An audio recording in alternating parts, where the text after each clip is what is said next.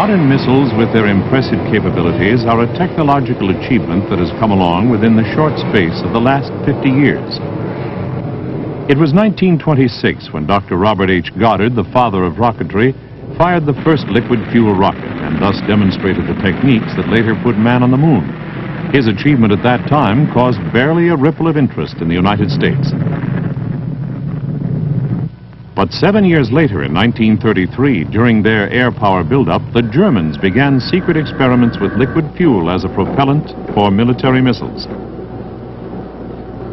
By 1939, German air power was ready, and the shadow of World War II fell on Europe. By 1944, the extent of German rocket development became apparent when they unleashed the results of their liquid fuel missile experiments, the V-2, a non-air-breathing ballistic missile. It traveled 3,300 miles an hour, unseen and unexpected, and created terror throughout southeastern England. U.S. and British bombers countered the V-1 and V-2 attacks by attacking the missile's production facilities and launch sites.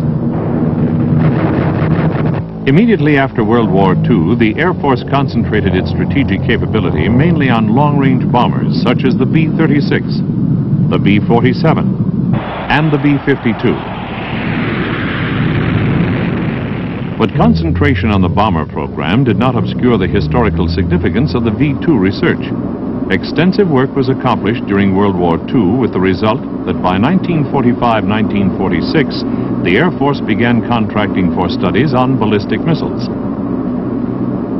Then, with missile studies well underway, Congress in 1947 reduced military funding.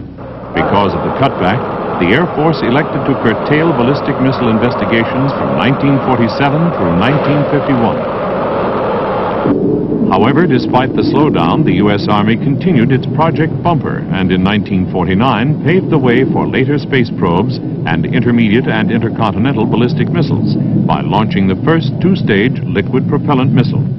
The vehicle, a combination of a first-stage V-2 and a second-stage Whack Corporal, reached a record altitude of about 250 miles. During the late 40s, the Air Force began experimenting with subsonic air-breathing rocket-boosted cruise missiles, such as the TM-61 Matador. The first experimental Matador flight was in 1949. It soon became the first U.S. Air Force tactical missile. The Mace then appeared as a follow-on vehicle to the Matador. It was a low-level attack missile.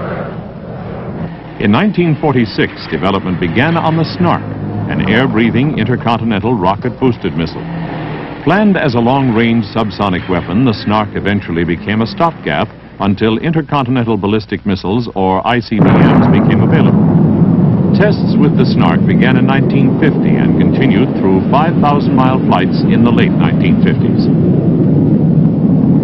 Also in 1946, development began on the Navajo supersonic cruise missile system, which used rocket boosters for launch.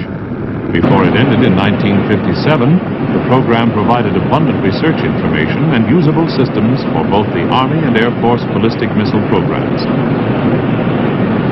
By 1951, with the assurance of added funding, the Air Force awarded Convair Corporation a contract for limited development of the Atlas missile.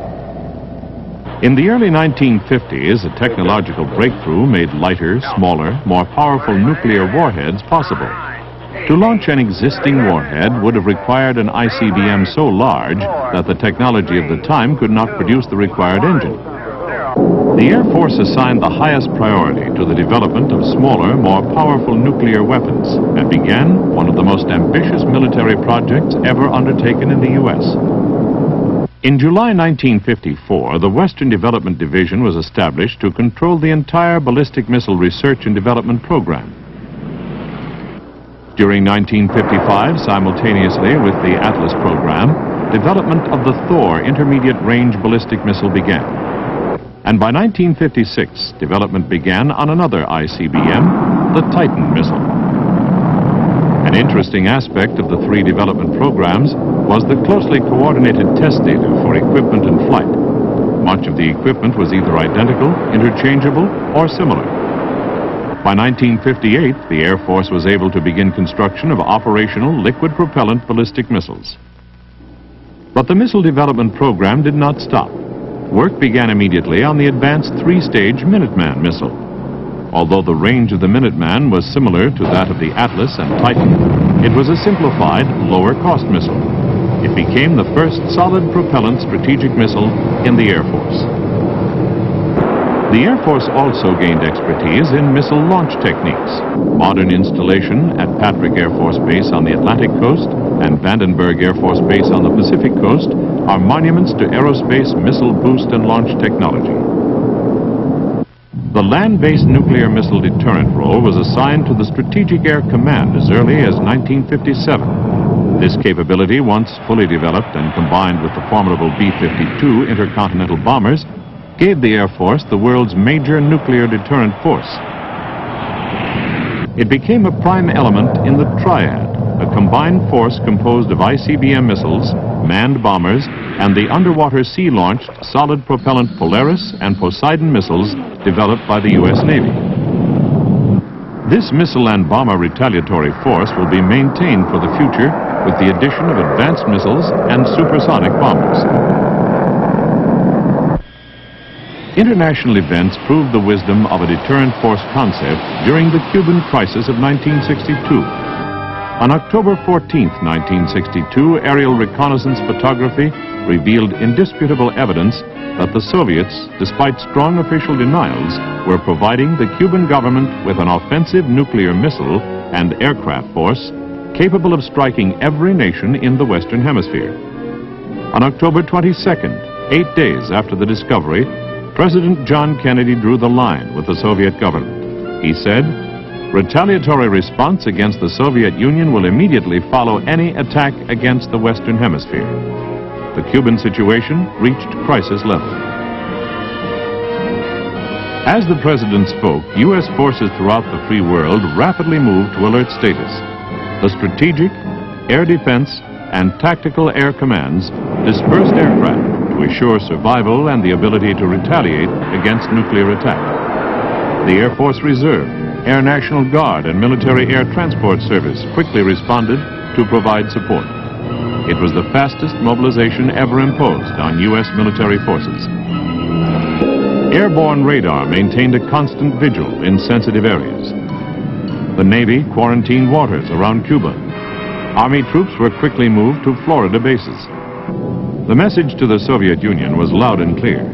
Either remove the missiles and bombers from Cuba, or the United States will take the steps necessary to remove them. On the 28th of October, following the presidential ultimatum, the Soviets accepted America's position, and the Cuban crisis began to subside. It lasted less than 1 month. When the tremendous potential of missile technology was recognized back in the late 1950s, the prospect of putting man in space became a realistic possibility. The Air Force made its vast experience in booster development and launch technology available to the newly formed National Aeronautics and Space Administration. The Air Force School of Aerospace Medicine at Brooks Air Force Base placed emphasis on investigations of the hostile environment of space and its effects on man. They started with the chimpanzee and the rhesus monkey, and progressed to advanced testing programs to provide man's ability to adjust to spatial requirements. High G loads, zero gravity, manual dexterity, eating and drinking, body stress, and on and on. Pilots of the X-15 rocket-propelled research aircraft were the first officially designated astronauts in the U.S. Air Force. Their astronaut wings were well-deserved, for they demonstrated the concept that manned controlled flight into space with re-entry into the atmosphere to land like a conventional airplane was feasible for future aerospace flight. The X-15 pilots, both Air Force and NASA, flew 199 extremely high-altitude missions to gather aerodynamic, airframe structure, and flight control data, as well as to study the physiological aspects of high-speed and high-altitude flight. The research missions achieved the maximum altitude of 354,000 feet, slightly more than 67 miles above the Earth, at the hypersonic speed of 4,520 miles per hour. Repeatedly, the X-15 astronauts re-entered the atmosphere and glided at 200 miles an hour to highly controlled landings at Edwards Air Force Base, California. The X-15 program was concluded in October 1968, and the data gathered proved to be invaluable to follow-on missions beyond the Earth's atmosphere. One of the X-15 pilots, Colonel Edwin E. Aldrin, was the first Air Force man to land on the moon. When the all-Air Force crew of NASA's Apollo 15 returned from the moon to the command module, they made the first successful launch of a scientific satellite from space. Apollo 15 broadened our knowledge of weather watching, communications, and navigation support. Fast, reliable communication has always been a prime military requirement. To test communication by way of a satellite, the Air Force in December 1958 launched an Atlas booster, which carried 150 pounds of communications equipment into orbit. Since then, the Air Force has placed in orbit a series of military communication satellites capable of handling thousands of communications channels.